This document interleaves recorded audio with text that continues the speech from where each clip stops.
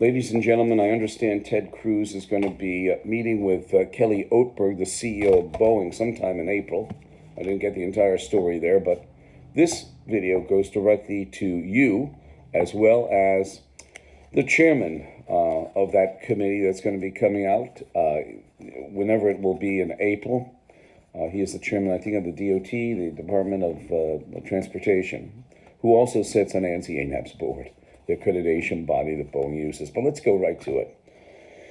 Exposing the deep-rooted corruption in the U.S. accreditation, a direct message to Chairman Ted Cruz and Congress. Honorable Chairman Cruz and those listening. My name is Daryl Guberman. I am a 40-year quality expert and a relentless truth-sayer in the aerospace, medical, and manufacturing industries. I come before you to expose a massive, unchecked conflict of interest that threatens national security, public safety, and integrity of U.S. accreditation and regulatory oversight.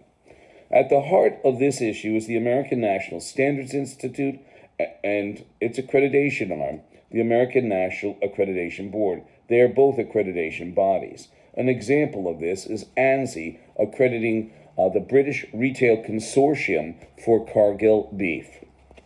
The Cargill also sat on ANSI-ANAB's board, a management committee that they took down because of my exposure of Boeing sitting there, that they can grant, suspend, and withdraw certification.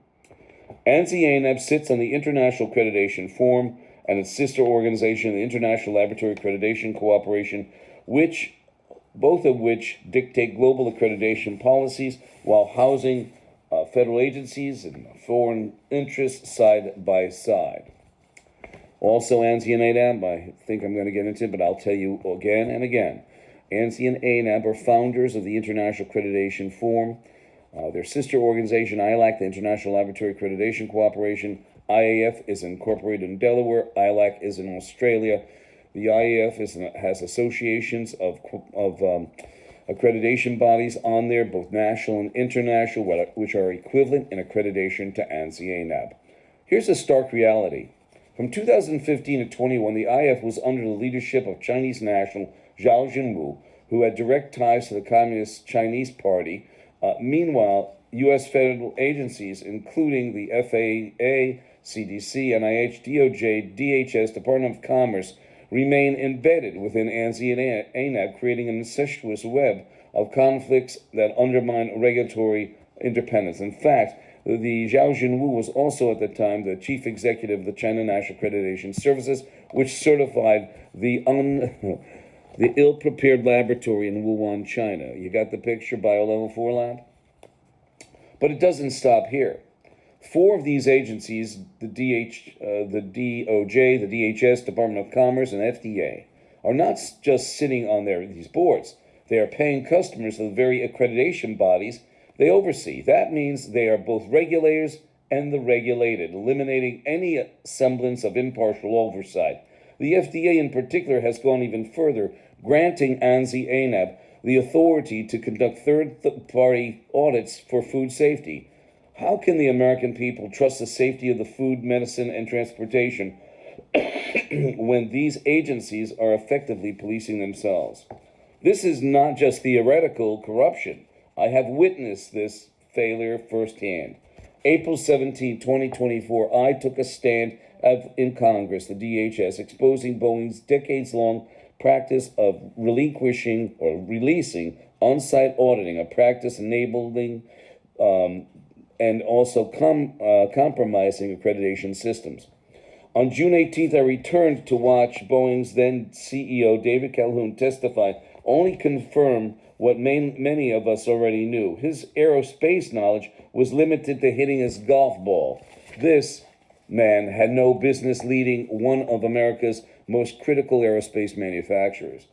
When I sought answers about Boeing's IAM 751 concerns, I was met with non-responses and corporate evasion. To ensure I understand Boeing's failures at every level, I personally traveled to Seattle, Everett, Renton, Auburn, and Northfield, seeing firsthand how unchecked accreditation failures have eroded quality and safety in America's aviation sector. Chairman Cruz, Congress, America, this must stop.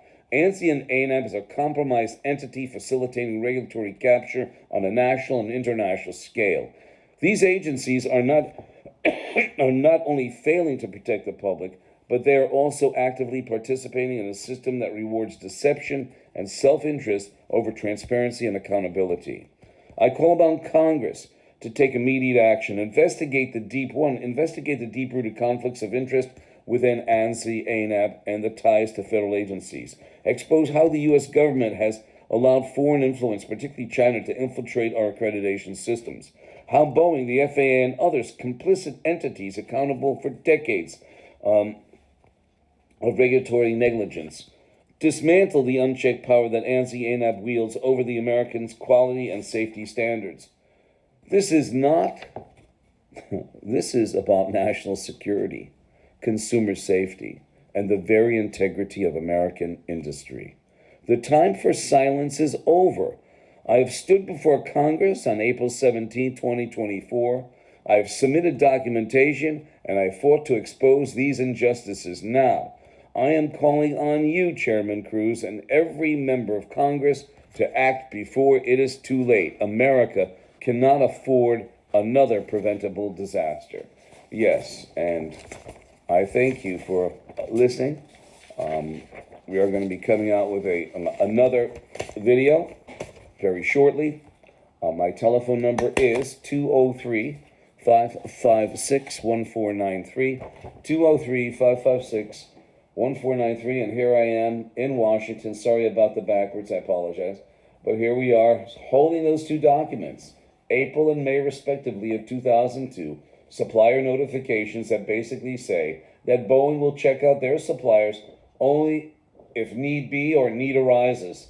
And here is Sam Salephour, the whistleblower, about the Boeing 777-787. I thank you. Again, 203-556-1493.